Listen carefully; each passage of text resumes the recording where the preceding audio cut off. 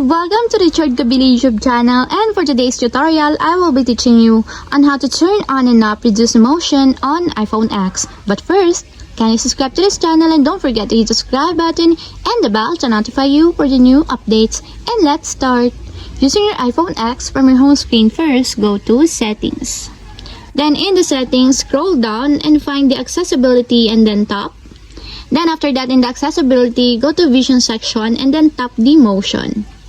Then in this part in the motion, find the reduce motion, and as you will see, there's a switch button located on the side of it. Then all you have to do is just tap it to enable until it becomes green. When the reduce motion is enabled, the user's interface, including the parallax effect of icons. And once you disable or turn off, just tap again the switch button, just like this. And that's it, we have successfully turned on and off reduce motion on iPhone X. If you have a question, can you comment down below, and don't forget to hit the subscribe button and the bell to notify you for the new updates.